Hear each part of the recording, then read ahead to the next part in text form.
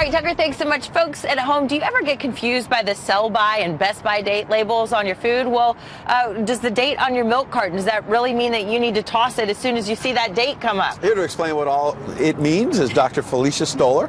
She's a registered dietitian, expert consultant in nutrition and healthful living.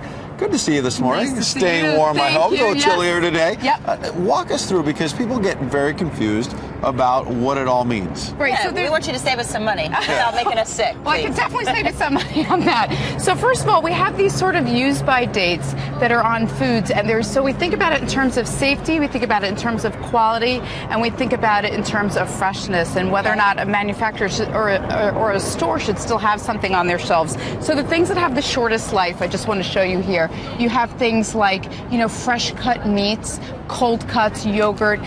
Eggs can be used for about a month after the date that's on there, but again, you want to check dates.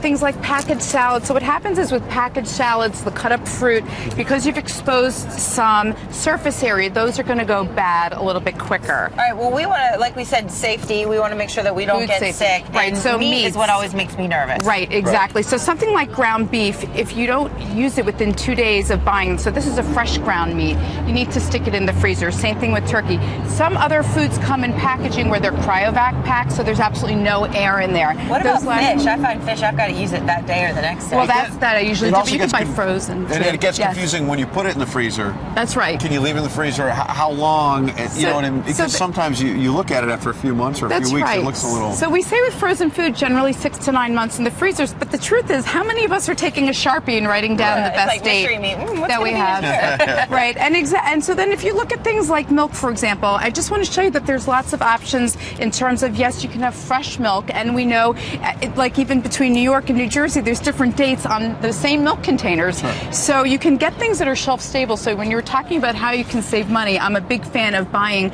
shelf stable products so that, again, you can have, like the kale. Yeah. I love this. I mean, you can have fresh kale, which is going to last in the bag for about a week, or you can have this other one. This lasts for 2 years in your pantry. But do you have to worry that there's preservatives in there for it to stay that long? So let's talk about what the things that we have to worry about are things that may contain dairy in it, that might have a protein in it, an animal source protein, or may have a fat in it, because fat is something that will spoil when it's exposed to air. So dry products like cereals, crackers, pasta, even dried beans, even canned beans, those can last for years on the shelves. So I want people to know that yes, you can open these products up even, so for example, tuna can last for 2 to 5 years, same thing with beans. Right. Wow. And again, you're looking at like cereal or crackers, they may not taste good that far out. But you say with the beans, for example, or the tuna, if there's any rusting or if there's any leakage, right, but so you can buy a packet, so there's not going to be any rusting on a can. Right. So that's what I think is really great about it. As we go, one more question about the dried kale. Oh, don't you love that? Yeah,